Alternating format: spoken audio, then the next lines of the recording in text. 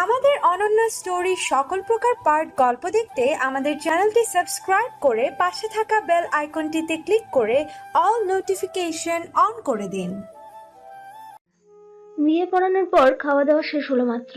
এখন বউ নিয়ে বিদায়ের পালা। কিছুক্ষণের মাঝে তোড়জোড় শুরু হলো বিদায় বেলার। অথয়কে নামিয়ে আনা হলো নিচে। আশরাফ শেখকে বলা হলো কন্যা দান করতে। আসিফ শেখ ভাইকে নিয়ে এগিয়ে এলেন। রশ্মি যতটা পারছেন নিজেকে শক্ত রাখার চেষ্টা করছেন। আশরাফ শেখ আসতেই শাইম তাকালো আশরাফ শেখও। মুচকি হাসলো শাইম। তা দেখে আশরাফ শেখ ভড়কে গেল। এ ছেলে তার কথা রেখেই ছাড়লো, তাকেই নিজের হাতে তুলে দিতে হবে মেয়েকে। আশরাফ শেখ মেয়ের হাত নিয়ে ধরল। অথয় কাঁদছে, পিছনে রশ্মির চোখ থেকে পানি পড়ছে। অন্তরারও একই অবস্থা। অন্ত জোরে জোরে কাঁদছে বোনের জন্য, যেন বোনকে আর সে পাবেই না। মেহেদি অন্তকে সান্ত্বনা দিচ্ছে। আশরাফ শেখের চোখ মুখ লাল হয়ে গেছে। আসিফ শেখেরও একই অবস্থা। নিজেকে শক্ত করে আশরাফ শেখ শাইমের ডান হাত ধরলেন। তারপর শাইমের হাতের উপর অথয়ের ডান হাতটা দিয়ে বললেন, সুখী হও দুজন। আমার দ্বিতীয় কিডনিটা তোমাকে দিয়ে দিলাম, যত্ন করে রেখো, সুখে রেখো, আমার মেয়ের চিরচন্ত ছায়া হও। এতদিন আমার কাছে ছিল আমার আমানত, আমি আগলে রেখেছিলাম, এবার তুমি ওর মালিক হয়ে আগলে রাখো। এই বলে মেয়েকে জড়িয়ে ধরে কেঁদে ফেললেন। অথয় কাঁদছে জোরে জোরে। ছোট মেয়েটাকে আদর করতেন বেশি। মেয়েটা ছোট থেকে বাবার কাছে বেশি থেকেছে। বুক ছেঁড়া কষ্ট হচ্ছে। একটা মেয়ের বিয়ে দিয়ে অন্যের ঘরে পার করা যে কতটা কষ্টের, এটা একজন বাবা মাই বোঝে। রশ্মির কাছে মেয়েকে আনলে তিনি আর থাকতে পারলেন না। তিনিও হাউমাউ করে কেঁদে দিলেন। অন্তরাও বোনকে জড়িয়ে ধরে জোরে জোরে কাঁদল। অন্ত ছোট বোনকে জড়িয়ে ধরে কাঁদছে। সন্ধ্যা এসে ধরল অন্তকে। আসিফ শেখ অথয়কে থামানোর চেষ্টা করলো। তারপর কিছুক্ষণ পর কান্না নিয়ন্ত্রণে আসলে শাইম এগিয়ে এসে অথয়ের হাত শক্ত করে ধরল। অথয় কান্না ভেজা চোখে তাকালো শাইমের পানে। শাইম বলল, চলো। এরপর সেখানে কিছুটা দূরে রাহাব শাইমের বাইক নিয়ে এসে থামলো। শাইমের বাইকের থেকে নেমে বাইকের চাবি এনে শাইমের হাতে দিল। মুচকি হাসলো অথয়ের পানে তাকিয়ে রাহাব।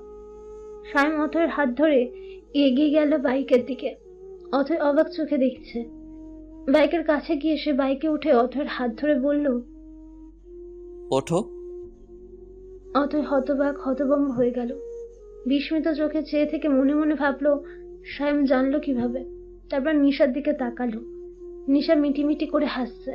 নিশা মাথার উপর নিচে নাড়িয়ে হ্যাঁ বোধক উত্তর বোঝালো।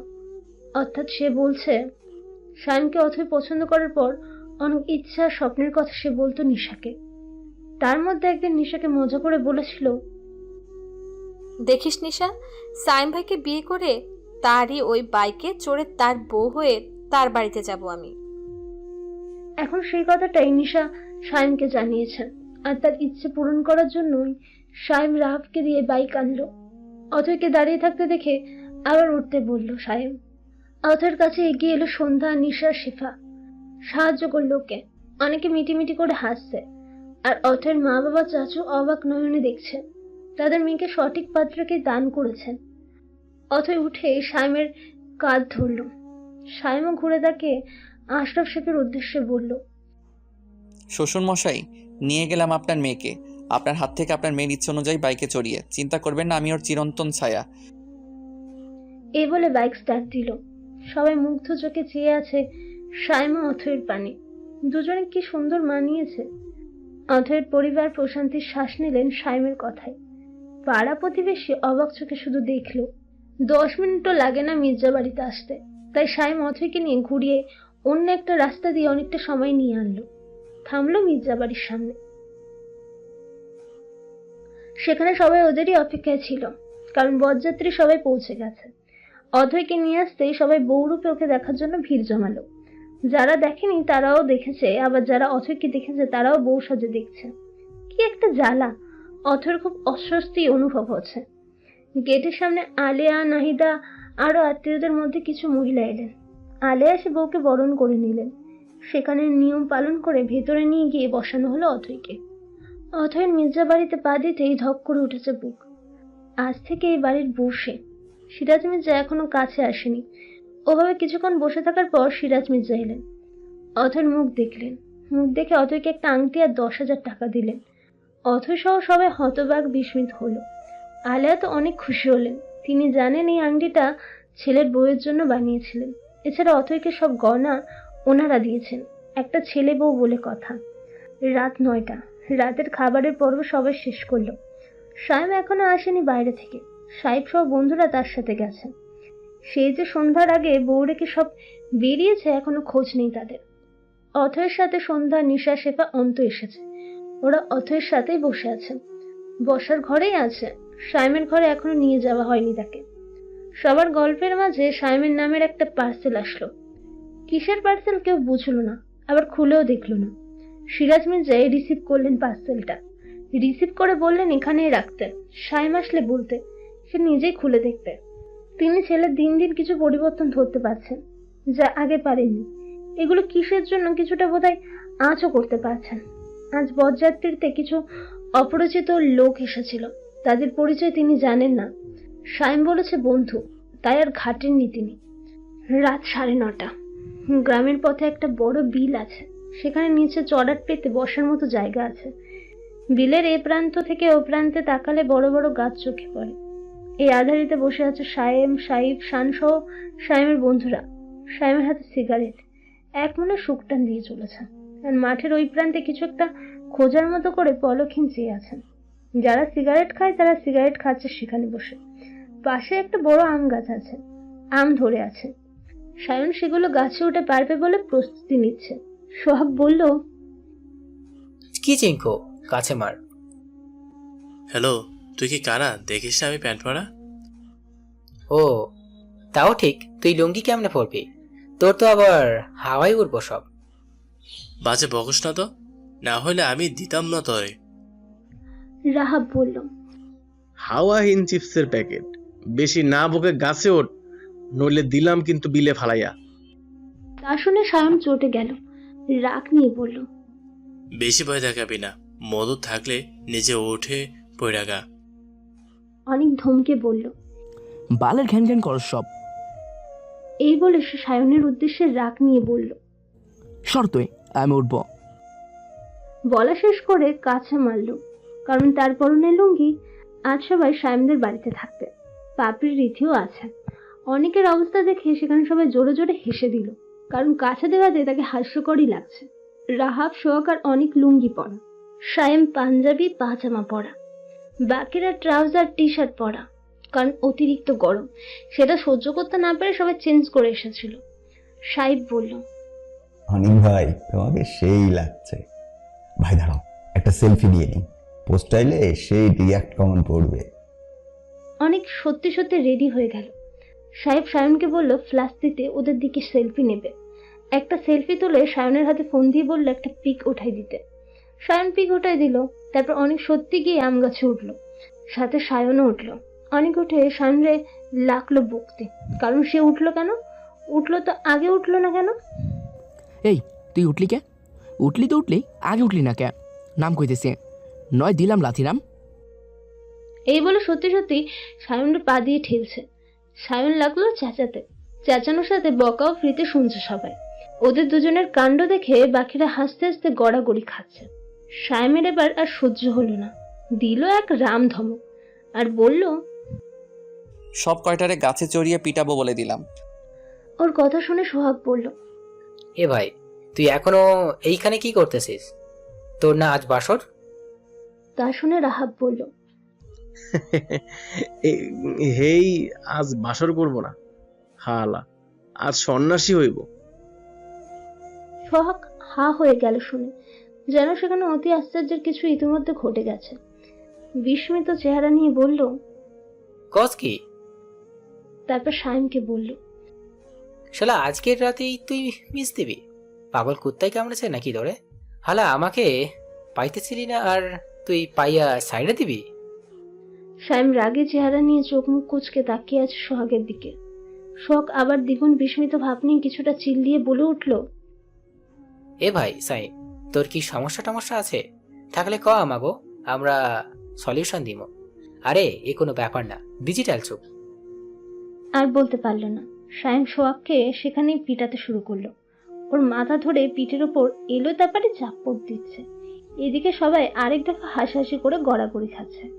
এবার কিছুক্ষণ মারার পর ক্ষান্ত হলো সায়েম, ছেড়ে দিয়ে বলল, তোর টেস্ট করাবো আমি, চল ডক্টরের কাছে চল। আরে রাগোস কে? আর এমনি মালিকে?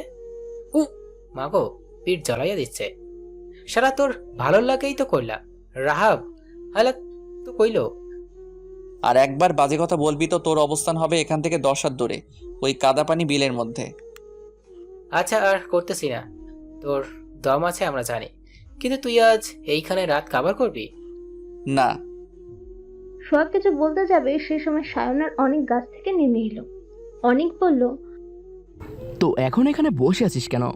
সে যে বের হয়েছিস এখনো বাড়িতে গেলি না, সবাই অপেক্ষায় আছে তো। তাছাড়া অথয় অপেক্ষা করছে। অনেকের নরম স্বর আর কথার ধরন দেখে সবাই ওর দিকে তাকিয়ে আছে। বেচারা যে এক দফা ছ্যাঁকা খেয়েছে সবাই বুঝলো। সায়েম অনেকের দিকে তাকিয়ে বলল, তুই আগে সবটা জেনে নিতি, তারপর ওকে পছন্দ করতি, তাইলে আজ এই কষ্টটা পেতে হতো না। আয় এখানে বস। এই বলে অনেককে ডাকলো। অনেক মুখে মৃদু হাসি ফুটিয়ে সায়েমের পাশে বসতে বসতে বলল, অথয় এটা পছন্দ করার মতোই মেয়ে, প্রথম দেখাতে যে কেউ পছন্দ করে ফেলবে। আমারও হয়েছিল, কিন্তু ওই পছন্দ অবধি আছে, তোর মতো করে ভালোবাসতে পারিনি। চিন্তা করিস না, আমি এখন ওকে সেসব নজর দেখি না। তোরা সুখী হ, মেয়েটাও তোকে অনেক ভালোবাসে। তোদের এই ভয়ঙ্কর ভালোবাসা চিরস্থায়ী হোক। তোদের দেখলে একটা কথাই মুখে আসে, মেস ফর ইচ আদার। আমি অথয়কে তোর বইয়ের নজরে দেখছি।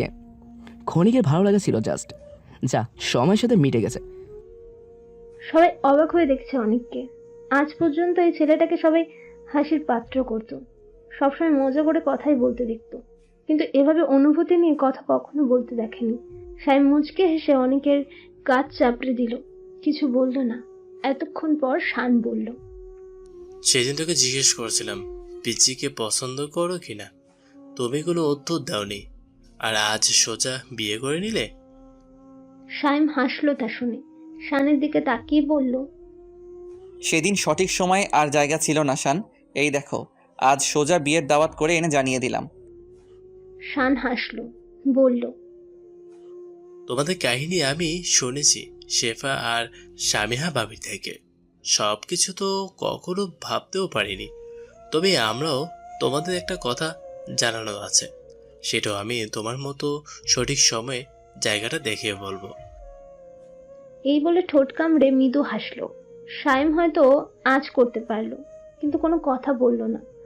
অনেক বলল, সাইম তুই বাড়ি যা, সবাই ফোন করছে তো। সায়েম আর কিছু না বলে উঠে দাঁড়ালো, সবার উদ্দেশ্যে বলল, চল তোরাও, খাবার খেতে ডাকছে। আর কেউ কোনো কথা না বলে একে একে উঠে বাড়ির পথ ধরল। রাত 10টা 15 বেজে পার হলো। অথয়কে আর ড্রয়িং রুমে বসিয়ে রাখলো না কেউ। আলিয়ার নির্দেশ দিয়েছে অথয়কে যেন সায়েমের ঘরে পাঠিয়ে দেওয়া হয়। সবাই এখন তাই করছে। অথয়কে নিয়ে আসলো সায়েমের ঘরের সামনে। ঘরটা লক করে রাখা হয়েছিল বাইরে থেকে। সন্ধ্যা তালা খুলছে, আর অথয়ের হাত পা ঠান্ডা হয়ে আসছে। আজ প্রথম সে সায়েমের ঘরে ঢুকবে। সেদিন সাইমার বিয়েতে এসেছিল, কিন্তু সাইম ঘর কোনটা বা কিরকম সে দেখেনি। আসলে সেসবের কোনো হুঁশ ছিল না তার। ভাবনার মাঝে লক খোলা হয়ে গেল। সন্ধ্যা বলল, হয়ে গেছে খোলা আপা, চলো। অথয় বাইরে থেকে ভেতরে দেখার চেষ্টা করলো। সামনে তাকাতেই বাসর ঘর সাজানো দেখতে পেল। ধক করে উঠল বুক, যেন 400 ভোল্টের শক খেল। বিদ্যুৎ চলাচল বন্ধ হয়ে শান্ত হয়ে গেল সব। ভেতরে বাসর ঘর সেই লেভেলে সুন্দর করে সাজানো, গোলাপ আর গোলাপ। পুরো শরীর জমে যাচ্ছে অথয়। ওকে দাঁড়িয়ে থাকতে দেখে সামিয়া বলল, অথয় চলো, এই ঘর আজ থেকে তোমার। সাইফা তা শুনে বলল, ঘর আর ঘরের মালিকও। আবার জমে গেল অথয়। সে শুধু অবাক হয়ে যাচ্ছে, কিছু বলতে আর পারছে না। সবকিছু স্বপ্ন মনে হচ্ছে এখনো। ভাবনার মাঝে নিশার শেফা হাত ধরে ঘরে প্রবেশ করালো। প্রথমে পা দিতেই পুরো শরীরে একটা শীতল হাওয়া বয়ে গেল। দারুণ একটা ঘ্রাণ নাকে এসে লাগলো সবার, ফুলের ঘ্রাণ। কেমন যেন একটা অনুভূতি হচ্ছে। কেমন অনুভূতি? কোনো নাম নেই সেই অনুভূতির, নামহীন নাম না জানা অনুভূতি। পায়ে পায়ে ভেতরে এসে দাঁড়ালো ওরা। পাবরি আর রীতি একসাথে বলে উঠল, ওয়াও, কি সুন্দর করে সাজানো। সাইফা বলল, বড় ভাইয়া নিজেই বলে দিয়েছে ডেকোরেশনের লোকদের এরকম করে সাজাতে, সাজানোর লোককে আর ডিজাইনার ভাইয়া নিজে। বলে চোখ টিপে মুচকি হাসলো। তা শুনে সবাই মুচকি হাসলো, আর অথই বিস্মিত নয়নে শুধু চেয়ে আছে। কি বলবে বুঝছে না, তাই চুপ করে থাকাটাই শ্রেয় মনে করলো। এত সুন্দর বাসর ঘর দেখলে যে কোনো বিবাহিত মেয়ের মনে সুখে দোলা দিতে বাধ্য, আর অবিবাহিত মেয়েদের মনে আফসোসের সুদ তুলতে বাধ্য। সামিয়া, সাইফা, সন্ধ্যা অথয়কে সব বুঝিয়ে দিল কোন জিনিস কোথায় আছে, কোন দিকে কি আছে। অথয় সব দেখলো, তারপর ঘরটা ভালো করে তাকিয়ে দেখলো। এই ঘরটা সব ঘরের থেকে আলাদা, আলাদাভাবে সাজানো। পছন্দ আছে বলতে হবে সাইমের। সাইফা অথয়কে বিছানার উপর বসিয়ে দিয়ে বলল, তুমি বসে থাকো, আমরা নিচে যাই, ভাই আসলে পাঠিয়ে দেওয়া হবে। বলে চোখ টিপে হাসলো। সবাই আরেক দফা শব্দ করে হাসলো, আর অথই লজ্জায় মাটির সাথে মিশে যাচ্ছে। তাদেরকে কেউ আর কথা বলল না। মেয়েটা এমনিতেই লাজুক, এর বেশি কিছু বললে তাকে খুঁজেই পাওয়া যাবে না। আর তাকে খুঁজে না পাওয়া গেলে দেখা যাবে সাইম এসে সবাইকে প্রহার করা শুরু করেছে, তার বউকে লজ্জা দেবার অপরাধে। উপস্থিত সবাই অথয়কে নতুন জীবনের সূচনার জন্য অভিনন্দন দিয়ে চলে গেল, আর অথয়কে রেখে গেল অথয় লজ্জার সাগরে। নিচে সাইমরা সবাই একসাথে খাচ্ছে, টুকটাক গল্পও করছে। আলেয়া, নাহিদা, শাহিনা দাঁড়িয়ে আছেন। আলেয়া বাকি আত্মীয়দের শুতে পাঠিয়ে দিয়েছে, কেননা কালকে আবার সকাল সকাল উঠতে হবে সবাইকে। বউ ভাতের অনুষ্ঠান কাল রাত 11টা প্রায় বেজে আসছে, আর কতক্ষণই বা সবাই জেগে থাকবে। এই জন্য সবাই শুয়ে পড়েছে। জেগে আছে শুধু ছোটরা। ছোটরা ছাদে আড্ডার প্ল্যান করেছে। আলেয়ারা সাইমদের জন্যই অপেক্ষা করছিল। এদের খাওয়া হয়ে গেলে শুতে যাবে। খাবার মাঝে কিছু একটা মনে পড়ার মতো করে আলেয়া বললেন, সাইম, আপু তোর নামে একটা গিফট এসেছে, ওই যে সোফার উপর রাখা, দেখিস তো বাবা কি ওটা। তোর বাবা খুলতে মানা করেছিল, তাই কেউ খুলেনি, বলল তুই আসলে তোকে বলতে, তুই নিজেই খুলে দেখবি। সাইম মায়ের কথা অনুযায়ী খেতে খেতে তাকালো সোফার উপরে, দেখলো একটা মাঝারি সাইজের পার্সেল। আন্দাজ করতে পেরেছে এটা কে পাঠিয়েছে, তাই আবার খাওয়ায় মন দিল। বলল, আচ্ছা, খেয়ে দেখছি আমি। কিছুক্ষণের মাঝে খাওয়া হয়েও গেল। শান সবার আগে উঠে পড়ল, তারপর অনেক। একে একে সাইম সহ সবার খাওয়া হয়ে গেল, উঠে পড়ল। আলেয়ারা সেখানে খাবার গোছাতে লাগলেন। এদিকে সবাই এসে খাবার পর জেরানোর জন্য সোফায় বসলো। তারপর 10 মিনিটের মাথায় সাইম পার্সেলটা নিয়ে সবার উদ্দেশ্যে বলল, আমি উপরে যাচ্ছি, তোরা শুয়ে পড়িস। সবাই চোখ টিপে হাসলো সাইমের কথায়। সাইম ভুরু কুঁচকাল। সোহাগ বলল, যাও যাও বাছাধন, তোমার জন্য কেউ অপেক্ষা করছে, আমাকে নিয়ে চিন্তা করতে হইব না। সাইম সোহাগকে পা দিয়ে পায়ের উপর একটা পাড়া দিয়ে উপরের পথ ধরল, কারণ তার হাতে পার্সেলটা। আর সোহাগ চেঁচিয়ে উঠল, উফ মা গো বলে। সবাই হেসে সবাই গায়ে লিয়ে দিল, আর সোহাগ বলে উঠল, শালার জোর আছে দেখো, খালি মারতাছে। এই জোর বাসর ঘরে গিয়া দেখা পেত। কথাটা আসতে বলল, কারণ বড়রা আছে কিছুটা দূরে। সেখানে সবাই সোহাগের কথা শুনে আবার হেসে দিল। শান বলল, চলো সবাই আমরা ছাদে যাই, সেখানে হাঁটা দেওয়া যাবে। সবাই সম্মতি দিয়ে হাঁটা ধরলো ছাদে। সেখানে গিয়ে দেখলো সন্ধ্যার আগে থেকে এসে আড্ডা দিচ্ছে, সাথে শুভ আছে। এক দুলাভাইকে ঘিরে সবাই মজা করছে। সাইম ঘরে রোজকার মতোই ঢুকে পড়ল। আজ যে তার ঘরে একজন নতুন অতিথি আছে সেটার কোনো ভাবান্তরই নেই। সে নির্বিকার। ঘরে ঢুকে দেখলো অথয় শুয়ে আছেন, জড়িয়ে করিয়ে। সারাদিন না শোয়া দরুন ক্লান্ত সে। যে ধকলটা গেল তার উপর কখন থেকে সোফায় বসেছিল। সাইম এসে বলল, যাও ফ্রেশ হয়ে এসে শুয়ে ঘুমাও, এভাবে ঘুমাতে পারবে না, সমস্যা হবে, সব শরীরে বিঁধবে। অথয় চমকে উঠেছে, কারণ সাইম আসাতে কোনো শব্দ হয়নি, আর সে পায়ের শব্দও পায়নি। হয়তো চোখটাও লেগে এসেছিল। হঠাৎ সাইমের কণ্ঠে চমকে গেছে। ধরফড়িয়ে উঠে বসলো সে। তারপর সাইমের কথাটা মস্তিষ্কে ধারণ করতে সক্ষম হলো। মন আবারও কেঁদে উঠল। তাকে শুয়ে পড়তে বলেছে সত্যি সত্যি? এর কি একটু দয়া মায়া নেই? একটা ভুলের জন্য এত শাস্তির কোনো মানে হয়? কি পেয়েছেটা কি? রাগ হলো বেশ অথয়ের, কিন্তু প্রকাশ করতে পারলো না ভয়, কারণ সাইমকে তার অনেকটা ভয়ও লাগে। ওভাবে অসহায় লোকে অথয়কে তাকিয়ে থাকতে দেখে এগিয়ে গেল অথয়ের দিকে। অথয় সাইমকে এগিয়ে আসতে দেখে ভড়কে গেল। তাকালো সায়েমের চোখের দিকে, কেমন যেন লাগছে তাকে। সায়েম গিয়ে অথয়ের একদম কাছে দাঁড়ালো। সে দাঁড়াতেই একটা মিষ্টি পুরুষালী ঘ্রাণ নাকে এসে লাগলো অথয়ের। মাতাল করা সেই ঘ্রাণ নাড়িয়ে দিল অথয়ের ভেতরে সবকিছু। হাতের জিনিসটা টি টেবিলের উপর রাখলো। তারপর সায়েম কিছুটা ঝুঁকে অথয়ের মুখের একদম সোজাসুজি মুখ রাখলো। অথয়ের চোখের দিকে তাকালো। সায়েমের নিঃশ্বাস অথয়ের মুখে পড়ছে, গরম নিঃশ্বাস যা অথয়কে আরো উতলা করে তুলল। শ্বাস প্রশ্বাস বেড়ে গেল। ঘরে ফুলের গন্ধ আর সায়েমের শরীরের মাতাল করা গন্ধ এক হয়ে মিশে একটা নেশার মতো গন্ধে পরিণত হয়েছে, যা অথয়কে পুরো মাতাল করে দিচ্ছে। অথয় পলকহীন চেয়ে আছে সায়েমের পানে আর জোরে জোরে শ্বাস নিচ্ছে। জোরে জোরে শ্বাস নেওয়ার ফলে অথয়ের বুক হাঁপুড়ের মতো ওঠানামা করছে। সেদিকে তাকালো সায়েম, মৃদু হাসলো। সে তো এটাই চেয়েছে। সায়েমের নজর কোথায় বুঝে গেছে অথই, তার লক্ষ্য করে লজ্জা পেল সে। চোখ নামিয়ে নিল। সায়েম তখন নেশালো দৃষ্টিতে কণ্ঠলো করে বলল, এই যে এখন যেমনটা লাগছে আর অস্বস্তি হচ্ছে, আগামী 24 ঘন্টা এমন চলবে। তোমার তরপানো দেখে আমি ক্ষান্ত হব। রাগ করো আর যাই করো, তোমাকে শাস্তি পেতেই হবে। তাই মনকে শক্ত করে যাও, ফ্রেশ হয়ে এসো। অথের কান্না পেয়ে চোখে পানি এসে গেল। এটা কোনো কথা হতে পারে? ফার্স্ট নাইট নিয়ে মেয়েদের কত উত্তেজনা থাকে, স্বপ্ন থাকে, আর সেটা যদি হয় মনের মানুষ, তাহলে তো আর কোনো কথাই নেই। আর এদিকে এই ছেলে সব ভিজতে দেবে?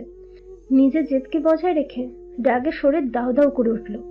চোখে পানি নিয়ে যখন নামতে যাবে, সাইমোর একটা হাতের উপর ডান হাত দিয়ে শক্ত করে খাটের উপর ভর দিয়ে ধরলো আর বাম হাতটা দিয়ে ওর চোয়াল ধরলো আলতো করে। বলল, আমার ভালোবাসা কেমন তোমাকে না বুঝিয়ে আমি ক্ষান্ত হচ্ছি না। এই বলে অথয় থেকে দূরে সে দাঁড়ালো। তারপর বলল, এটা খুলে দেখো। সাইমের কথা সামনে তাকালো টেবিলের উপর, দেখলো একটা প্যাকেট। জিজ্ঞেস করলো, কি এতে? সাইম বলল, খুলে দেখো। এই বলে বিছানার উপর এনে রাখলো জিনিসটা। তারপর নিজে সাহায্য করলো। খুলে দেখলো একটা লেহেঙ্গা আর গোল্ড সেট। অথয় বেশ অবাক হলো, দামি বেশ অনেক। সাইম বলল, আমার এক বিশেষ মানুষ তোমার জন্য পাঠিয়েছেন। বিয়েতে আসতে পারিনি বলে গিফট পাঠিয়েছে। এগুলো কাল পড়ো, খুশি হবেন তিনি। বলা শেষ করে সে উঠে দাঁড়ালো। অথয় জিজ্ঞেস করতে ইচ্ছে হলো, কে সেই বিশেষ মানুষটি? বাট ইচ্ছেটাকে দমিয়ে রাখলো। এসব জিজ্ঞেস করার সঠিক সময় না। সাইম অথয়ের দিকে একবার তাকিয়ে শরীর থেকে সাদা পাঞ্জাবিটা খুলে ফেললো। অথয় চমকে হতভম্ব হয়ে গেল। এ ছেলে করছে কি? আর সত্যি এ ছেলে তার শেষ দেখিয়ে ছাড়বে? এমনি তার অবস্থা বেগতিক, তার উপর সামনেই চেঞ্জ করছে। সব বুঝতে পারছে, সবকিছু তার কারসাজি। ইচ্ছে করে এমনটা করছে। চোখ সরিয়ে নিল, তাকাবে না সে। অথয়ের অবস্থা দেখে ঠোঁট কামড়ে মিটিমিটি হাসছে সাইম। তারপর গলা ছেড়ে স্বাভাবিক কণ্ঠে বলল, দেখে মনে হচ্ছে ঘুম চলে গেছে। যাও, ফ্রেশ হয়ে অজু করে আসো, নামাজ পড়বো। অথয় কথা না বলে চলে গেল। ভেতরে গিয়ে বাজলো বিপত্তি। এত এত জিনিস একা একা খুলতে সক্ষম হলো না। কোথায় কোথায় পিন মেরে রেখেছে, তার উপর ভারী সব জুয়েলারি। সাইমকে ডাকলো। সে স্বাভাবিকভাবে গিয়ে সাহায্য করলো। হয়ে আসলে বেরিয়ে এলো। অথয় গোসল করে নিল, কারণ শরীর খুব ভারী লাগছে আর অতিরিক্ত গরমে অসহ্য লাগছে। গোসল শেষে একটা লাল সুতির শাড়ি পরে বের হলো, মাথায় তোয়ালে দিয়ে চুল পেঁচানো। বের হতে সাইম তাকালো অথয়ের দিকে, দেখে এক দফা ঝটকা খেলো। এই রূপে আজ প্রথম দেখলো অথয়কে। ইভেন সে এমন গোসলের পর আজ প্রথম কোনো মেয়েকে দেখছে। অবাক হয়ে গেল, এতটা সুন্দর লাগে গোসলের পর কোনো মেয়েকে, জানা ছিল না। মাথায় তোয়ালে পেঁচানোটা যেন আরো বেশি আকর্ষণীয়। সাইমকে তাকিয়ে থাকতে দেখে অথয় লজ্জায় চোখ নামিয়ে নিল। তারপর বলল, আপনি অজু করবেন না? হ্যাঁ। সম্বিত ফিরে পেয়ে উত্তরটা করে আর দাঁড়ালো না, চলে গেল ফ্রেশ হতে। অজু করে সে দুজনে নফল নামাজ পড়ে নিল, সাথে তাহাজ্জুদও পড়ল। তাদের দুজনের স্বপ্ন, ইচ্ছে, আকাঙ্ক্ষা পূরণ হয়েছে। নামাজ শেষে সাইম বিছানায় গিয়ে বসলো। অথয় চুলটা ভালো করে মুছে আঁচড়ে নিল। সিম্পল কয়েকটা কসমেটিক পরে নিল, মুখে সামান্য প্রসাধনী মাখলো। তারপর ঘুরে সাইমের দিকে তাকালো। সে ফোনে কি জানি করছে। বহু মনোযোগ সহকারে সে কাজ করছে, যেন আশেপাশে কি আছে না আছে তার দেখার নেই। কিছুক্ষণ পর কাজ শেষ করে অথয়ের দিকে চোখ তুলে তাকালো। জিজ্ঞেস করলো, কিছু খাবে? খিদে পেয়েছে? অথয় মাথা নাড়িয়ে না উত্তর বোঝালো। সাইম বলল, আচ্ছা তবে শুয়ে পড়ো, এসো। না। না কেন? স্যাম প্রশ্নটা ভুরু কুচকে করলো। অথয়ের বেশ রাগ হলো। ফাজিল ছেলে যেন অবুঝ হয়ে গেছে। অথয় রাগ নিয়ে কিছু বলতে গিয়েও নিজেকে সংবরণ করলো। মাথা নিচু করে বলল, আজকে কি কেউ ঘুমায়? প্রশ্নটা করে অথয় নিজেই হতভম্ব হয়ে গেল। ছি ছি, কি নির্লজ্জের মতো কথা। দেখলো সাইম ওর দিকে অদ্ভুত দৃষ্টিতে তাকিয়ে আছে। ঠোঁটে দুষ্টু হাসি স্পষ্ট। তা দেখে গা জ্বলে উঠল। এদিকে তাকে জ্বালিয়ে মারছে আর সে হাসছে। সাইম এক লাফ দিয়ে উঠে এলো অথয়ের কাছে। আবার সেই মাতাল করা ঘ্রাণ। অথয় চোখ বুজে নিল, জোরে একটা শ্বাস নিল, যেন সাইমের শরীরের সুগন্ধ এক নিঃশ্বাসে টেনে নেবে। অথয়ের অবস্থা দেখতে ভালোই লাগছে সাইমের। আস্তে আস্তে একদম দূরত্ব কমিয়ে নিল সে। তারপর ঝুঁকে অথয়ের মুখের উপর মুখ নিয়ে সামনের চুল উড়িয়ে দিল। তাকালো অথয়। সাইম তাকিয়ে আছে। মেয়েটাকে সিম্পল সাজে গর্জিয়াস লাগে। এই যে এখন যেমন লাগছে, লাল শাড়িতে ভেজা চুলে, ঠোঁটে কোনো কৃত্রিম জিনিস নেই, এমনি গোলাপি রঙের ঠোঁট। মাঝের তিলটা বেশি আকর্ষণীয়। সাইম অথয়কে পর্যবেক্ষণ করে নিয়ে আবার বলল, বলো কি করে আজ? অথয় পারে না লজ্জায় মিশে যাক সামনেই মানুষটার বুকে। কি লজ্জা লাগছে। আর এ ছেলে নির্লজ্জের মতো প্রশ্ন করছে। কি করে বোঝাবে তার ভেতরের দহন? এ ছেলে কি জানে না সে তার কত বছরের সাধনা? আর এখন পেয়েও এমন সহ্য করতে হচ্ছে। এই নিঃশব্দ রাতে নিস্তব্ধ ঘরের সামনে প্রিয় মানুষ দাঁড়িয়ে সে কি ঠিক থাকতে পারে? এ ছেলে কেন বুঝছে না সে যে সত্যি তড়পাচ্ছে? সাইম অথয়ের দিকে তাকিয়ে থেকে অথয়কে নিজের মাঝে টেনে নিল। আপের ন্যায় অথয়ের কোমর পেঁচিয়ে মিশিয়ে নিল। কণ্ঠ আফিমের ন্যায় নেশালো করে জিজ্ঞেস করলো, আজ তোমার অশান্ত মন আমি দেখব। তুমি বলেছিলে না আমি ভালোবাসি কিনা, প্রমাণ পেয়েছো তো? অথয় মাথা নাড়িয়ে বলল, সরি প্লিজ। সাইম শুনল, কোনো কথা বলল না। অথয় সাইমের দু হাতের নিচে দিয়ে নিজের হাত গলিয়ে সাইমকে জড়িয়ে ধরল আষ্টে পিষ্টে। তারপর আলতো করে বুকে মাথা রাখলো। শরীর শীতল হয়ে গেল। দুজনে দুজনের ভেতরে চলা ঝড় টের পাচ্ছে, কিন্তু কাছে আসছে না। একজন জেদ নিয়ে আছে তো একজন লজ্জায় স্বীকার করছে না। অথয় কেঁদে দিল নিঃশব্দে। টের পেল সাইম। অথয়কে আঁকড়ে নিল আর একটু ঘনিষ্ঠ হয়ে। অথয় বলল, বিশ্বাস করেন, আপনাকে আমি ওরকম মিন করে কথাটা জিজ্ঞেস করিনি। আমি তো শুধু জানতে চাইছিলাম আপনার জেদ ভালোবাসায় রূপ নিয়েছে কিনা। আমাকে ক্ষমা করে দিন না প্লিজ। আপনাকে আমার প্রয়োজন। আমি খুব কষ্ট পাচ্ছি। 5টা বছর ধরে আপনাকে চেয়ে আসছি। প্রতিক্ষণে, প্রতিদিন, প্রতি রাত আপনাকে পাবার স্বপ্ন দেখেছি। প্রতিটা বছর অধীর আগ্রহে আপনার জন্য অপেক্ষা করেছি। আল্লাহর কাছে আপনাকে চেয়েছি। প্রতি বসন্ত ঘুরে চলে যেত, আমি আপনাকে পাবার আশা ছাড়িনি।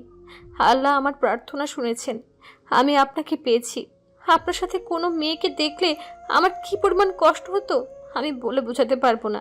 সেদিন বৃষ্টির মধ্যে সন্ধ্যার সাথে আপনাকে দেখে আমার ভেতরের সব ছেড়ে যাচ্ছিল, কিন্তু বলতে পারিনি। ওই দিন রেস্টুরেন্টে ওকে নিজের হাতে খাইয়ে দিচ্ছিলেন, আমি সেটা দেখেছিলাম। সেখানেই ছিলাম আমরা। তা দেখে আমি চোখ ভিজিয়ে স্টেশন দিয়ে হাঁটতে গিয়ে পা কেটেছিলাম। আপনাকে আমি এতটা চেয়েছি। প্লিজ, একটা ভুল হয়ে গেছে, আর হবে না। নিঃশব্দে কাঁদতে কাঁদতে কথাগুলো বলল। সাইম শুনল মনোযোগ সহকারে। তার বউ যে তাকে পাগলের মতো ভালোবাসে সে জানে। সাইম অথয়ের চুলের মধ্যে হাত দিয়ে আলতো করে ধরে ওঠালো ওর মাথা। তাকালো চোখ তুলে। অথয় সাইমের কাঁধ অব্দি লম্বা, তাই উপর হয়ে তাকালো সাইমের পানে। তাকিয়ে থেকে অথয় অসহায়ভাবে বলল, আমার কষ্ট হচ্ছে, দহনে পড়ছি, সত্যি আমি তার পাচ্ছি। সাইম অথয়ের চুলের মধ্যে দিয়ে থাকা হাতটা নামিয়ে অথয়ের চোয়াল ধরল আলতো করে, যার ফলে অথয়ের 2 ঠোঁট জোড়া হয়ে গোল হয়ে গেল। নিচের ঠোঁটটা ফুলে 2 ভাঁজ হয়ে উঠল। অথয়ের ভেতরের দহন তার দহনও বাড়িয়ে দিচ্ছে। দুজনেই দুজনের শরীরের উত্তাপ টের পাচ্ছে। সাইম অথয়ের দিকে নেশা ভরা দৃষ্টিতে তাকিয়ে আছে। বউটা তার কষ্ট পাচ্ছে। মনে মনে ভাবল, থাক, এই শাস্তিটা না হয় অন্যভাবে দেবে, আজকে আর প্রয়োজন নেই। এমনিতে সে আর আজকের রাতটা নষ্ট করতে চায় না। ভাবনার মাঝেই অথয় সাইমের পিঠের উপরের টি শার্টের অংশ হাতের মুঠো করে নিয়ে সাইমের চোখের দিকে তাকিয়ে আবারও অসহায়ভাবে বলল, প্লিজ। সাইম আর কথা বলতে না দিয়ে হাত দিয়ে ধরে রাখা অথয়ের গাল হয়ে যাওয়া ঠোঁট নিজের ঠোঁটে ডুবিয়ে দিল।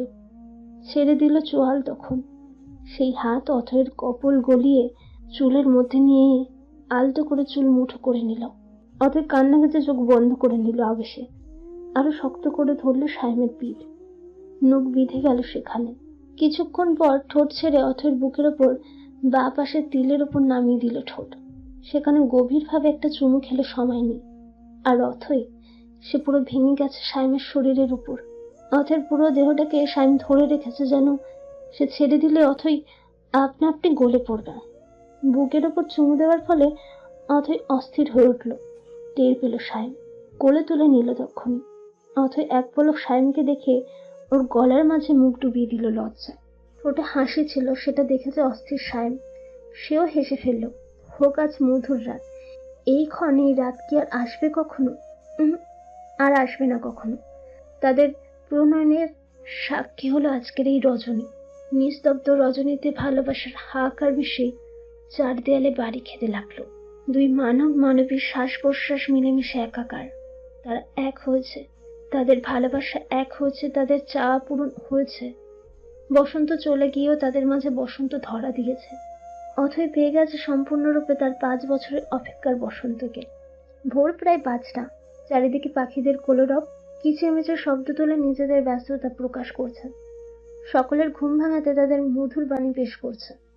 মুসলমান মুরব্বীর ব্যক্তিগুলো নামাজ পড়ে মসজিদ থেকে বের হয়ে হাঁটাহাঁটি করছেন। কেউ কেউ আবার কবর জিয়ারতও করার উদ্দেশ্যে যাচ্ছেন আপন মানুষদের জন্য। ছোট ছোট কিছু ছেলে মেয়েরা প্রাইভেট কোচিং এর জন্য বের হচ্ছে। কিছু ছোট ছোট ছেলে মেয়েরা মসজিদে কোরআন, আমপাড়া, কায়দা শেখার জন্য বের হয়েছে। কয়েকটা কাক থেকে থেকে ডেকে উঠেছে। প্রকৃতি এখনো পুরোপুরি পরিষ্কার হয়নি। আলো আধারিতে ঘেরা। আজ জুলাই মাসের 1 তারিখ। সূর্য উদয় হবে সময় অনুযায়ী 5:20 সময়ে। মধুর প্রকৃতি, মৃদুমন্দ বাতাস বলছে। সকালের বাতাসটা শীতল হয়, শরীরে ছুঁয়ে দিলে শরীর মন চাঙ্গা হয়ে ওঠে। সবুজ গাছগাছালি মৃদু দোল খায় বাতাসে। আল্লাহ সৃষ্টির জবাব নেই। মির্জাবাড়িতে ব্যস্ততা শুরু হয়ে গেছে। আজ মির্জাবাড়ির বড় ছেলের বউ ভাতের অনুষ্ঠান। সবাই ফজরের নামাজ আদায় করে সেটারই আয়োজনে লেগে পড়েছে। সিরাজ মির্জা, শরীফ মির্জা বাবুর্চিদের সব বুঝিয়ে দিচ্ছে। আলেয়া সহ বাড়ির মহিলারা বাড়ির কাজ সামলাচ্ছে। ছোটরা এখনো ওঠেনি, তারা রাত জেগে আড্ডা দিয়ে এখনো ঘুমোচ্ছে। গ্রামবাসীও যেন মির্জাবাড়ির বিয়ের আয়োজনে তোড়জোড় শুরু করে দিয়েছে। নিস্তব্ধ রাতের পর এই ভোরে মানুষের হাঁকঢাক, থালা বাসনের টুংটাং শব্দ কানে এসে বাড়ি খাচ্ছে। মির্জা ভিলাই আজ অথয়ের প্রথম দিন। ভোরে উঠে গোসল সেরে নামাজ আদায় করা হয়ে গেছে তার। চুল মুছতে মুছতে সাইমকে ডাকতে ব্যস্ত হলো। সে এখনো ঘুমে, মূলত নামাজ পড়ার জন্যই ডাকছে। আধা ঘন্টা মতো সময় এখনো আছে, কিন্তু মানুষটার হদিশ নেই। সে ঘুমে তলিয়ে আছে। কারো ডাক কানেই যাচ্ছে না এমন ভাব। কিছু মিনিট ডাকাডাকি করে তাকে তুলতে না পেরে অথই হাল ছেড়ে দিল। দীর্ঘ নিঃশ্বাস নিয়ে ড্রেসিং টেবিলের সামনে নিজের প্রয়োজনীয় কাজ করতে ব্যস্ত হয়ে গেল। এমনই সময় সাইম চোখ মেলে তাকালো। অথয় অবাক হলো তা দেখে। এতক্ষণ ডেকেও তুলতে পারলো না। সাইম তাকালো অথয়ের দিকে। আয়নার প্রতিবিম্বতে অথয়কে দেখছে। অদ্ভুত তার চাহনি। কালো একটা শাড়ি পরেছে সে। সদ্য গোসল করা মুখটা কি সুন্দর স্নিগ্ধ লাগছে। আজ থেকে এই মেয়ের সাথে তার জীবন শুরু। সাইমকে তাকিয়ে থাকতে দেখে অথয় বলল, কখন থেকে ডাকছি আপনাকে? উঠুন প্লিজ, নামাজ আদায় করে আসুন, সূর্যোদয়ের সময় হয়ে আসছে। সাইম তা শুনে আর কথা বাড়ালো না, উঠে বলল। কিছুটা জলদি বাথরুমে ঢুকে গেল। আবার কিছুক্ষণ সময়ের মাঝে বের হয়ে এসে ফজরের নামাজটা আদায় করে নিল। নতুন জীবনের সূচনা আল্লাহর দরবারে হাত তুলে শুরু হোক। নামাজ শেষ করে দেখলো অথয় তার লাগেজ থেকে কাপড় চোপড় বের করে ক্যাবিনেটে তুলছে। দেখতে কি সুন্দর লাগছে বউটাকে। মনে মনে ভাবলো, আজ থেকে এই মেয়ে তার মনের রানীর সাথে তার ঘরেরও রানী। সাইম গিয়ে শুয়ে পড়লো আবার বিছানায়। অথয় কাজে ব্যস্ত, যেন সব দিকে ভুলে বসেছে। প্রায় 15 মিনিট ধরে কাপড় চোপড় গোছালো। তার বেশি কিছু এখনো আনেনি অবশ্য। টাইম পাস করার জন্য সাইমের গুলোই গোছালো আর পরবর্তীতে নিজের গুলো রাখার জন্য জায়গা করলো। সবশেষে লাগেজটা খাটের পাশে আপাতত রাখলো। ঘুরে সাইমের দিকে তাকিয়ে দেখলো সে ফোনে ব্যস্ত। তাই আর কোনো কথা বলল না। এবার গিয়ে চুলটা আঁচড়ে নিল, তারপর দরজা খুললো ঘরের। উদ্দেশ্য বাইরে যাবে। তখনই সাইম ফোন রেখে চোখ তুলে তাকালো ওর দিকে। বলল, এই কোথায় যাচ্ছ তুমি? অথই চমকে উঠল আচমকা কথাতে। বলল, কেন? বাইরে যাচ্ছি। না এখনই যেতে হবে না, পরে যেও, বসো এখানে এসে। অথই ভুরু কুচকে তাকালো। মেয়েটা স্বাভাবিক ব্যবহার করার চেষ্টা করছে, কিন্তু তবুও লজ্জায় মরি মরি হয়ে উঠছে ভেতরে ভেতরে। সাইম তাকিয়ে দেখলো মেয়েটাকে বউ বউ লাগছে নাকি অপেল পরে। ফোন রেখে উঠে গেল। অথয়ের হাত ধরে নিয়ে ড্রেসিং টেবিলের সামনে দাঁড় করিয়ে দিল। কেঁপে উঠেছে অথই, তাকিয়ে আছে পেছনের মানুষটার দিকে। সাইম মুচকি হেসে আদরে কণ্ঠে বলল, আমার বউটাকে নোসপিনে তো দারুণ লাগছে, একদম বউ বউ। অথয় লজ্জা পেয়ে মাথা নিচু করে নিল। সাইম এবার ঝুঁকে অথয়ের ডান কাঁধের উপর নিজের চিবুক রাখলো। আয়নার দিকে নজর সাইমের। তারপর অথয়ের পেটের উপর দুহাত রেখে অথয়কে নিজের মাঝে বন্দি করলো। শুরু হয়ে গেছে কাঁপাকাঁপি। সাইম টের পেল। বলল, এখনো এত কাঁপাকাঁপি? উত্তর করল না অথয়। সে তাকিয়ে সাইমের পানে। শরীরে তার সাদা টি শার্ট আর কালো ট্রাউজার। এই ছেলেটা যা পরে তাতেই বোধহয় সুন্দর লাগে। অথয়ের ভাবনার মাঝে সাইম অথয়ের কানের কাছে মুখ নিয়ে বলল, এখনো দুর্বল তুমি? দেখো যে কেউ বুঝবে। বাইরে যেতে হবে না, ওদের প্রয়োজন পড়লে ডাকতে আসবে। তুমি শুয়ে ঘুমাও, একটু রেস্ট করে নাও। পুরো শরীর আবার জমে গেল অথয় সাইমের কথা শুনে। মুখে লজ্জার এসে ভিড় জমালো। তা দেখলো সাইম। মৃদু হাসলো ঠোঁট টিপে। তারপর দুষ্টু হাসি ঠোঁটে ঝুলিয়ে অথয়ের পেটের উপর রাখা হাতের বাঁধন আরেকটু গভীর করলো। কণ্ঠ খাদে নামিয়ে অথয়ের একদম কানের কাছে মুখ নিয়ে বলল, but your response at night were of that level of attractiveness. বাবা অথই, what response! Absolutely perfect partner, thank you. I am very happy with it. By the way, what have you done to my body? Burning with water? শেষ কথাটা স্বাভাবিক স্বরে জোরেই বলল। আর এদিকে অথয় চোখ ইয়া বড় বড় করে তাকিয়ে আছে সাইমের দিকে। মার্বেল নাই আকৃতি হচ্ছে চোখ দুটো। বিস্ময়ে কিংকর্তব্য বিমর্ষে। কি বলছে কি এ ছেলে যেমন কথা বলতে পারে ধারণাই ছিল না। ভদ্র সভ্য ছেলেটার কি পরিণতি বউ পেয়ে। বউ পেলে সব ছেলেরা যে নির্লজ্জ হয়ে যায় তার জলজন্ত প্রমাণ তার পেছনে দাঁড়িয়ে থাকা এই ঠোঁট কাটা ছেলেটা। অদয়কে ওভাবে তাকিয়ে থাকতে দেখে সাইম আবার বলল, বুঝলে না তো, বাংলায় বলছি, ওয়েট। রাতে তোমার আর বলতে পারল না। অথয় ঘুরে দুহাত দিয়ে ওর মুখ জোর দিয়ে চেপে রেখেছে আর বলছে, চুপ চুপ। ছিছি, কি নির্লজ্জের মতো কথাবার্তা! আপনি এমন নির্লজ্জের মতো কথা বলতে পারেন, জানতাম না তো। সাইম হেসে যাচ্ছে আর অথয় এমন বলছে। অথয়ের শেষ কথার উত্তর দিতে সাইম অথয়ের হাত ধরে নামিয়ে নিল মুখের উপর থেকে। দুষ্টু হেসে দুষ্টুমি করে বলল, কেন তুমি আমার নির্লজ্জ আমি রাতে টের পাওনি? এছাড়া সব স্বামীরাই বউয়ের কাছে নির্লজ্জ হয়, তা না হলে বউ টিকে? আবার অথয় কথা পুরো করতে না দিয়ে সাইমের মুখ চেপে ধরল। হতবাক হয়ে গেছে অথয়। তড়িঘড়ি করে বলল, চুপ করেন, কি সব কথা বলছেন? লজ্জা লাগছে আমার। ঠিক সে সময়ে আলিয়া আসলেন সাইমের ঘরে। ঘরের দরজা খোলা পেয়ে তিনি না দেখে ঢুকে পড়েছেন। ঢুকে ছেলে আর ছেলের বউকে এমন জোরাজোরি করতে দেখে তিনি বিস্ময়ে ভুরু কুঁচকে বলে উঠলেন, কি হচ্ছে এখানে? মারামারি করছিস কেন তোরা? আলিয়ার কথা শুনে অথয় সাইমের মুখ ছেড়ে দিয়ে ছিটকে দূরে সরে গিয়ে দাঁড়ালো। সাইমও কিছুটা ভড়কে গেল, কারণ এই সময়ে মাকে সে আশা করেনি। আমতামতা করে পড়ল, আম্মু আমি কিছু করিনি। না মানে কিছু বলিনি। ধ্যাত, না মানে আম্মু তুমি এখানে? কিছু হয়েছে? কিছু লাগবে? ছেলের কথা অবস্থার কাণ্ড দেখে আলিয়া হাসবেন নাকি কিছু বলবেন বুঝে উঠলেন না। ভুরু কুঁচকে কিছুক্ষণ ছেলের পানে তাকিয়ে রইলেন। অথয় হতভম্ব হয়ে তাকিয়ে আছে। তারপর আলিয়া ছেলের ওই বাচ্চা বাচ্চা সুলভ চেহারার দিকে তাকিয়ে জোরে জোরে হেসে দিলেন। অথয় ফিক করে হেসে দিয়েছেন। আর সায়েম আহাম্মকের মতো তাকিয়ে আছেন। সায়েম মার বউয়ের হাসি দেখে নিজ মেয়েকে একটা হাসি দিল মাথার পেছনে ডান হাতটা ঘষতে ঘষতে। এছাড়া আর উপায় পেল না সে, কারণ কি সব আজে বাজে কথা বলে ফেলেছে। দুজন এখনো হাসছে বলে সায়েম মাকে ডেকে উঠল। আম্মু। আলিয়া হাসি থামালেন। মুখে এখনো হাসি রেখে বললেন, না কিছু হয়নি, শুধু তোর বউকে নিচে লাগবে, আর তোকেও ডাকছে তোর বাবা চাচুরা। এই বলে হাসতে হাসতে অথয়কে বললেন, চলো মা, নিচে সবাই অপেক্ষা করছে খাবারের জন্য। এ বাড়িতে সবাই একসাথে খায়, তবে আজ আর হবে না, কারণ অনেক অতিথি আছে। অনুষ্ঠান মিটে গেলে আবার আগের নিয়মে চলবে। অথই লজ্জা পেয়েছে আলেয়ার তোর বউ সম্বোধন করাতে, তাই মাথা নিচু করে নিয়েছিল। এখন মাথা তুলে বলল, আচ্ছা আম্মু, তুমি আমাকে সব বলে দেবে, আমি মেনে চলবো। বলে এগিয়ে গেল আলেয়ার কাছে। আলেয়া অথয়ের মাথায় হাত রেখে বললেন, আচ্ছা এখন চলো মা, নিচে ডাকছে, আমার আবার কাজ করতে হবে। বলা শেষ করে অথয়ের হাত ধরে পা বাড়ালেন। সাইমের উদ্দেশ্যে বলে গেলেন জলদি নিচে আসতে, আর সাইম শুধু আহাম্মকের মতো দেখিয়ে গেল। আলেয়া আর অথয় দরজার ওপাশে গিয়ে শব্দ করে একসাথে আবারও হেসে দিল। শুনতে পেল সাইম, নিজেও হেসে ফেলল। মনটা পুরো ফুরফুরে হয়ে গেল। কি সুন্দর হাসি খুশি সকালটা আজ, এমন সকাল চিরন্তর হোক ভেবে ফোন হাতে নিয়ে কিছু কাজ সেরে নিজেও নিচে চলে গেল। নিচে গিয়ে দেখলো সবাই উঠে গেছে। সন্ধ্যারা, সাইফরা সবাই অথই আর সাইমের জন্য বসে আছে। আলেয়ার সাথে অথয়কে দেখে সন্ধ্যা এগিয়ে গেল, অথয়কে জড়িয়ে ধরে বলল, আপা, আমার মামার বাড়ি কেমন লাগছে তোমার? অথই বলল, ভীষণ ভালো।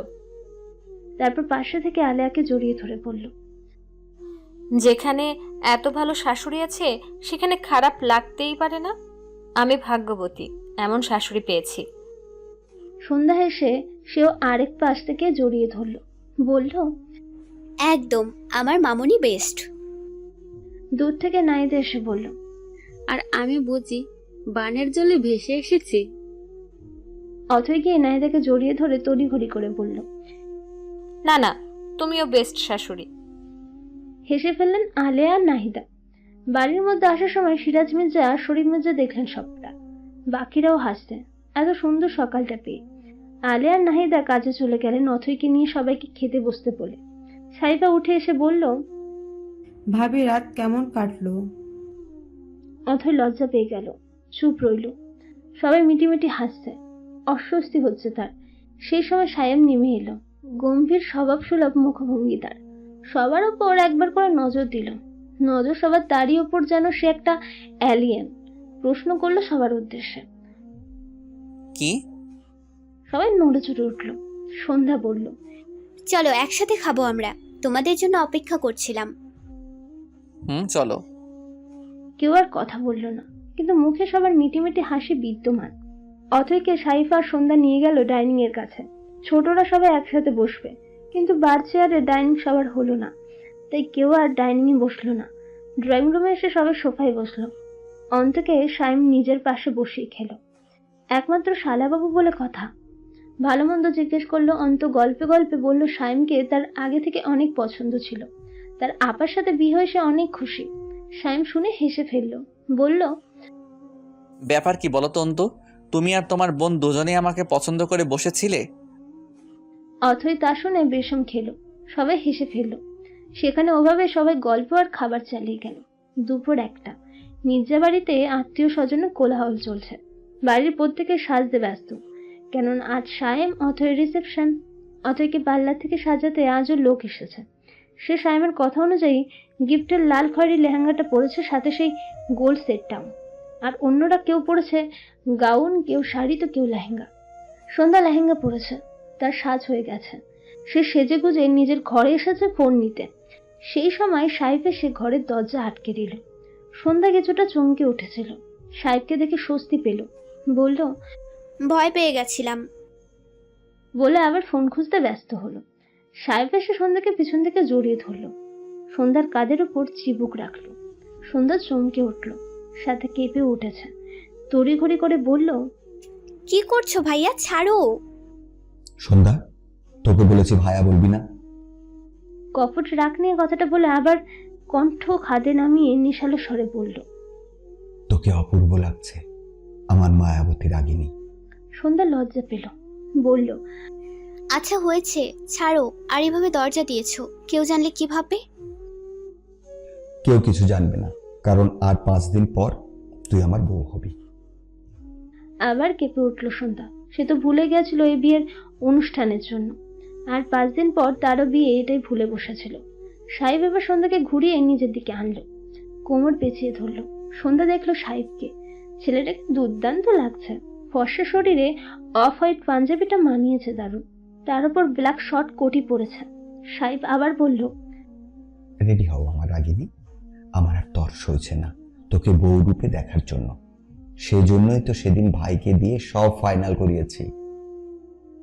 সন্ধ্যা লজ্জা পেল, সাহেবের বুকের উপর মাথাটা আলতো করে রাখলো, তারপর ডান হাতে তুলে সাহেবের বুকের উপর রেখে বলল, তুমি বড্ড ধৈর্যহারা পুরুষ। তোর জন্য। নির্লিপ্ত কণ্ঠে ছোট উত্তর তার। সন্ধ্যা মৃদু হাসল। সাহেব সন্ধ্যার মাথাটা বুক থেকে তুলে ওর কপালে একটা গভীর চুমু খেলো। সন্ধ্যা চোখ বুজে নিয়েছে। সাহেব বলল, জলদি আমার ঘরে চলে আয়, তোকে নিজের করে পাওয়ার বড্ড তৃষ্ণা জেগেছে। এই শুকনো খড়খড়া হৃদয়ে তুই আমার বৃষ্টি হয়ে আয়, আমি চাতক পাখির ন্যায় অপেক্ষা করছি। সন্ধ্যা চোখ খুলে তাকালো, কিছু বলল না, শুধু দেখলো এই সামনে থাকা পাগল ছেলেটা তাকে কতটা ভালোবাসে, পাগলের মতো ভালোবাসে। দুপুর 3:30। সে সময় শেখ বাড়ি থেকে সবাই এলো মির্জা বাড়িতে। আশিক শেখ, অন্তরা, মেহেদি, অন্তরার শ্বশুর বাড়ির লোক সহ আরো আত্মীয়রা। আশরাফ শেখ আসেননি। মির্জা বাড়িতে সবাই আজ প্রথম এলেন। এসে সবাই টুকটাক কথা বলে ভেতরে প্রবেশ করলো। অথয় ড্রয়িং রুমেই বসা ছিল। সন্ধ্যা বাবাকে দেখে এগিয়ে এলো। ভালো মন্দ জিজ্ঞেস করে অন্তরাকে সহ সবাইকে নিয়ে গিয়ে বসালো। ওদের সাথে সবাই কথা বলল। অন্তরা বোনকে জিজ্ঞেস করলো এখানে কেমন লাগছে, সবাই কেমন ব্যবহার করছে। অথয় সব স্বাভাবিক উত্তরই দিল। সেই সময় সায়েম নামলো ওপর থেকে, সাদা পাঞ্জাবির ওপর কালো কোটি, পাঞ্জাবির হাতা গোটানো, চুলগুলো চিরুনি করে উঠিয়ে রাখা, মুখে ছোট ছোট চাপদারি, হাতে কালো ঘড়ি। হাই কি লাগছে রে!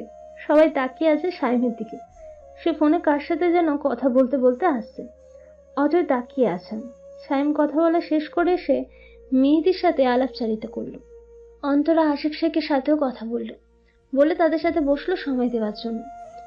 ঘন্টা দুয়েকের মাঝে খাওয়া দাওয়া শেষ করে শেখ বাড়ির সবাই মেয়ে ও মেয়ে জামাই নিয়ে যাওয়ার জন্য প্রস্তুত নিচ্ছে। সেখানে সবাই সন্ধ্যাকেও পাঠানোর কথা বলল। নির্ধারিত হলো আজ গিয়ে একেবারে শুক্রবারে আকত করে এখানে নিয়ে আসবে। অথয়কেও তেমনই আসার কথা বলা হলো। সায়েম মানা করে দিয়ে জানিয়েছে প্রয়োজনে 2 দিন পরে যাবে, তবুও কাল থাকা যাবে না, ইভেন এতদিন ওখানে থাকা যাবে না। তার উপর কেউ আর কথা বলল না। সবকিছু ঠিকঠাক করে শেখ বাড়িতে গেল সবাই। শেখ বাড়িতে রশ্মি মেয়ে আর মেয়ে জামাইকে পেয়ে খুশিতে আপ্লুত হয়ে উঠলেন। সব রকম আপ্যায়ন করলেন, কোনো ত্রুটি রাখলেন না। 2 মেয়ে জামাইকে একসাথে বসিয়ে খাওয়ালেন। দেখতে দেখতে শুক্রবার চলে এলো। অথয় মায়ের বাড়ি থেকে সেদিনের পরের দিনই চলে গেছিল সায়েমের সাথে। আজকে আবার এলো। সায়েম নামিয়ে দিয়ে গেল। এখন সকাল 9টা বাজে। দুপুর 4টার দিকে আবার আসবে সবাই। অথয় এসে সন্ধ্যাকে নিয়ে ব্যস্ত হয়ে গেল।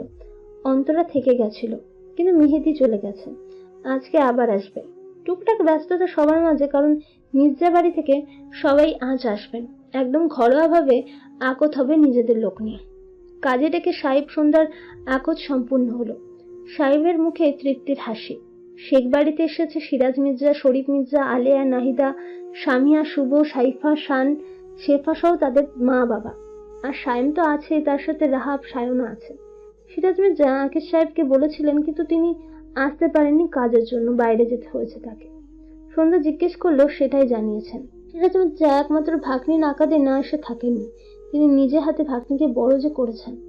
ভাগ্নির কথা ভেবে তিনি সবকিছু তুচ্ছ করেছেন। আশরাফ শেখও বিনয়ের সাথে সিরাজ মির্জাকে গ্রহণ করে আলাপচারিতা করেছে। আজকে সবার মাঝে খুশি, সবার মাঝে তৃপ্তির হাসি। 2 পরিবারকে দেখে মনে হচ্ছে আজ তো একটা খুশির সাম্রাজ্য।